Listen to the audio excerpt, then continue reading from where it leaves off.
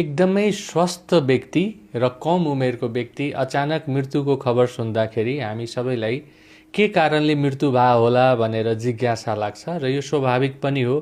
केही रोकथामका कुराहरू र केही सिक्ने कुराहरू हुन सक्छ। आज पनि यस्तै एउटा खबर हामी सुनेका छौं जसमा 43 वर्षको एकजना गायक अचानक अस्पताल ल्याउँदाखेरि मृत घोषित गरिएको समाचार छ। अब यो घटना सुन्दाखेरि कार्डियक एरेस्ट भएको जस्तो बुझिन्छ, किनभने सुतेकै बेलामा मुटु बन्द हुनु नै प्रमुख यस्तो कारण देखिन्छ।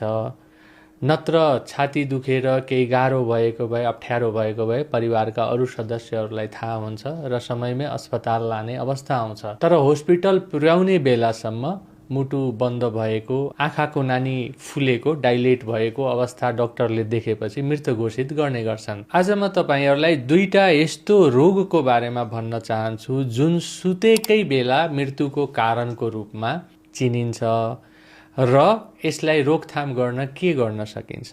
पहिलो, मुटुको चाल सम्बन्धी विभिन्न प्रकारका रोगहरू जुन वंशानुगत हुन्छन्। प्राय यदि व्यक्ति सुतेको बेला नै मुटुको चाल उग्र रूपमा परिवर्तित भयो भने कार्डियक एरेस्टको अवस्था आउँछ। त्यो व्यक्तिले केही समस्या, केही कम्प्लेन्स भन्न नपाउँदै मृत्यु हुन सक्छ। यस्तो रोगहरू छ कि छैन भनेर हामी सामान्य इसिजीबाट पनि पत्ता लगाउन सक्छौं। र अर्को एउटा रोग हो जुन यङ मान्छेहरूलाई केही समस्या नभइकन पनि मुटुको चाल बिग्रिने, त्यो हो हाइपरट्रोफिक कार्डियोमायोप्याथी। यो इको टेस्टबाट थाहा हुन्छ कि मुटुको जन्मजात मांसपेशी मोटो हुने रोग। यसमा मुटुको चाल अचानक बिग्रेर मानिसको मृत्यु हुने जोखिम हुन्छ।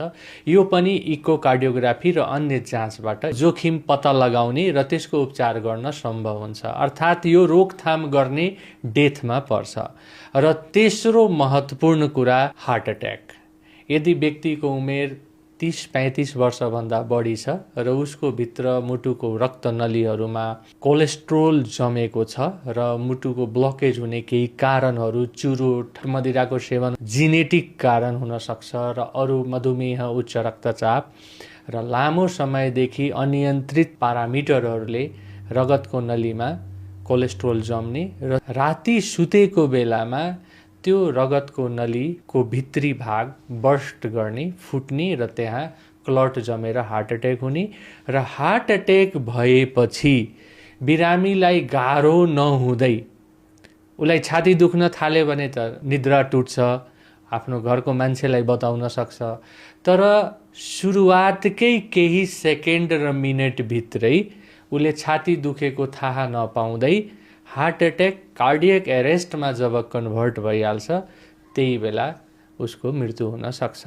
यसको रोकथामको लागि जीवनशैली राम्रो गर्ने, चुरोट खाँदै नखाने, मदिराको सेवन नगर्ने र सँगसँगै आफूसँग भएका जुन मुटु रोगका रिस्क फ्याक्टर्सहरू छन्, बिपी, सुगर, कोलेस्ट्रोल, त्यसको उचित उपचार गर्न जरुरी हुन्छ। यस्ता केसहरूमा अब हामीलाई थाहा हुँदैन कि बाहिरबाट व्यक्ति हेल्दी देखिन्छ, तर उसले आफ्नो मुटुको जाँच गरेको छ कि छैन, कोलेस्ट्रोल र आदिको अवस्था के छ, चुरोट मदिराको सेवन गर्ने हो कि, ऊ कतिको सजग थियो त्यो व्यक्ति, त्यो थाहा नभइकन हामी अनुमान लगाउन सक्दैनौँ कि उसलाई के कारणले भएको होला। र हामी यस्तो घटनाहरू सुनेपछि धेरैजना डराएर, आत्तिएर डाक्टर कहाँ जाने पनि हामी घटनाहरू देख्छौँ। त्यसैले तपाईँ आफ्नो पारामिटर्सहरूलाई राम्रो नियन्त्रणमा राख्नु भएको छ भने तपाईँले अनावश्यक यस्तो सडन डेथको चिन्ता गर्नु पर्दैन, यसको डर त्रासमा बस्नु पर्दैन।